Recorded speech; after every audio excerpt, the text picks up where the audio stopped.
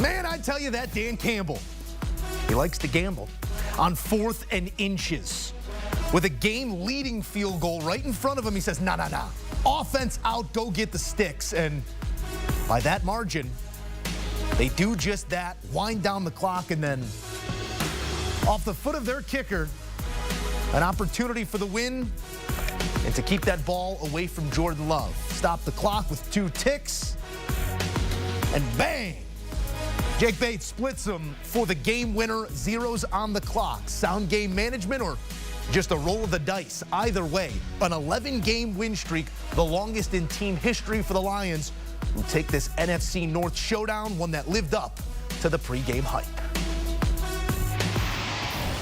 In studio, Joe Musso and Emory Hunt, Bryant McFadden joining our conversation as well. And I think we have to start that conversation on 4th and inches, also underlined by a decision in the 3rd quarter at about the minute and 20 mark on 4th and a long one to go for it at your own 30. The gamble pays off in one instance, it doesn't in the other. Emory, what do you make of the decision by Dan Campbell and the way that he managed the clock end game? 2 things. One, I will say I appreciate that he dances with whom he brought to the party, which is going for it on 4th down and all those things like that, right? But the other part is the play call selection on some of those plays. We watched that 3rd quarter play, Joe, and we was like, why would you run the toss sweep on that play on 4th and inches? And there was one earlier in the game where you had, it was 4th and goal, a 4th and short inside the 5-yard line with David Montgomery, and he's 7 yards deep in the backfield to get an inch. And then we just saw what happened to close out the game. And boy, you're lucky this wasn't Detroit State versus Green Bay Tech, because Goff would have been down in the backfield because his knee would have hit the ground. So you keep playing with fire. At some point, you're going to get burned.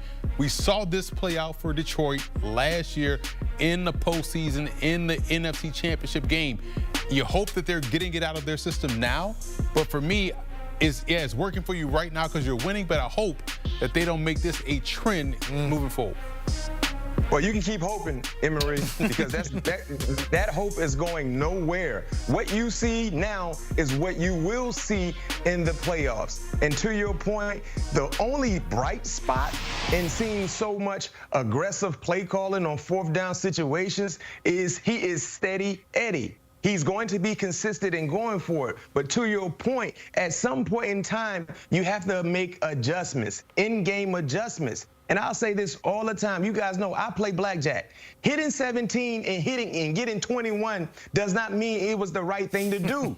It still was wrong. And guess what happens when you play blackjack and you keep hitting 17? Eventually, you're going to start losing. We saw that last year with the Detroit Lions in the playoffs. Remember the mentality, going for it in the regular season on 4th downs. And to your point, they were converting a lot of them. People was applauding them and saying, oh, we love that mindset. We love that attitude. Guess what he did, Emory, Joe? He had the same mindset in the playoffs, and it came back and it bit him in the you-know-what. So me personally, I'm not a fan of it because that last 4th down opportunity, you talked about Jared Goff being poised enough, even though his foot got stepped on, to get the handoff clean to David Montgomery.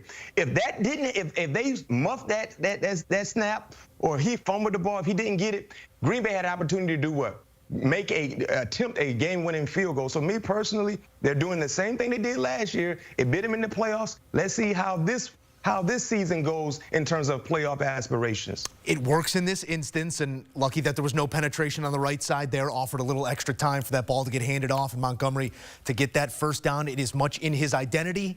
It is in his DNA, but you can only turn your nose to the football gods so many times before they bark back, and hopefully that doesn't come with the season on the line as it did a season ago. I almost think that the at your own 30 is more egregious than what we saw there end game, but it's rolling the dice. It works in one case, it does not in the other, but in the end, it is the best start, 13-game start in franchise history, now an 11-game win streak, sitting at 12-1. It's the team to beat in the NFC, but that also makes me think of the next closest in the Philadelphia Eagles and what they do well, running the football. Emory Hunt, what'd you see from the run defense? I know completely decimated up the middle for the Detroit Lions defense at the linebacker level as well. Some of those players will be back, some of them will not. Is this a team stout enough when you put those 2 teams on the same field to stop the run when needed? Well, we're going to find out, because where Green Bay dropped the ball is that they didn't even try to wear down this defense in front of Detroit.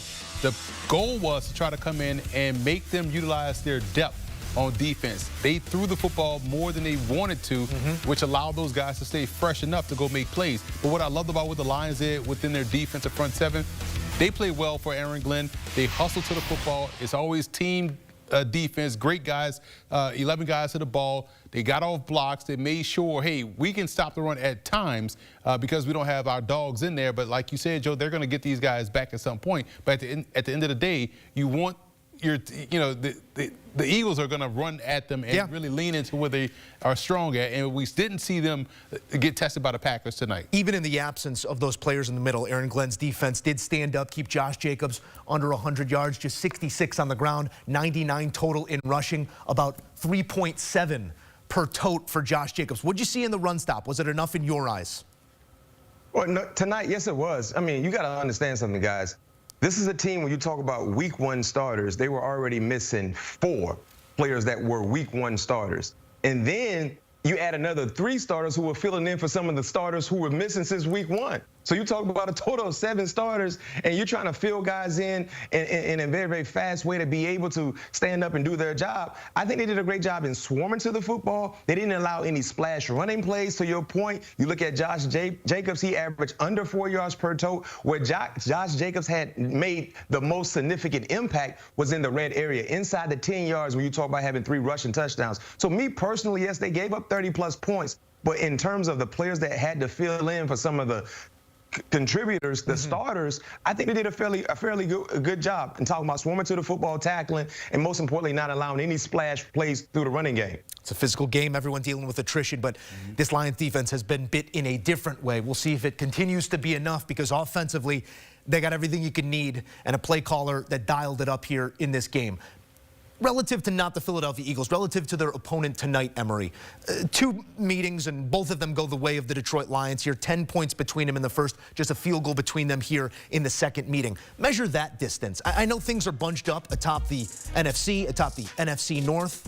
How much better of a football team did you see in Detroit than you saw in Green Bay tonight? Here's the difference, Joe and B-Mac, between the Lions and the Packers. The Lions understand who they are. That helps them navigate through the ups and downs, the ebbs and flows of a game.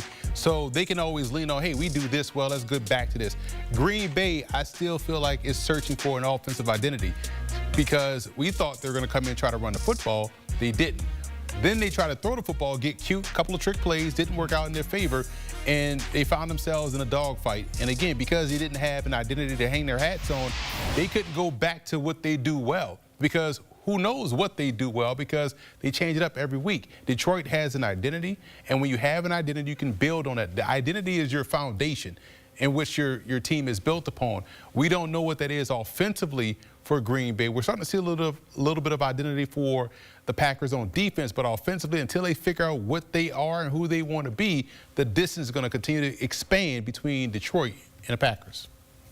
And outside of the identity, Emory, Joe, I think the issue for Green Bay, when you're playing against one of the best teams in the National Football League, you cannot afford to get off to slow starts. So what I saw in tonight's matchup is something that has really followed the Green Bay Packers the entire season.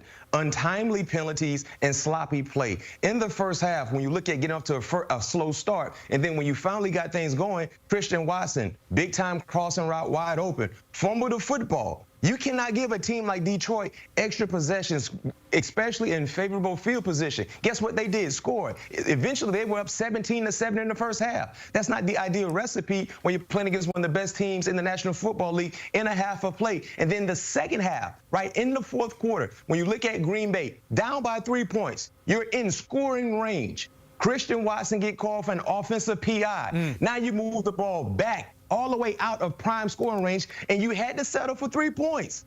Those are the small, minor miscues that will come back to haunt you in critical moments to try to win the ball game. Just think about how different this game might have been if they did not have that penalty happen and they score a touchdown instead of 3 points. Now you force Jared Goff and his offense to score a touchdown instead of settling for a game-winning field goals. These are the things. This team is heavily penalized, and when you talk about playing against a team like the Detroit Lions on the road, you cannot have these things surface in your game. One team getting in their own way, the other rolling those dice. Always. Keep rolling those dice until those dice get cold in this game. The dice come up Lions once again. Emory Hunt, Bryant, McFadden, we appreciate you fellas here on the tail end of one that lived up to the billing in the NFC North.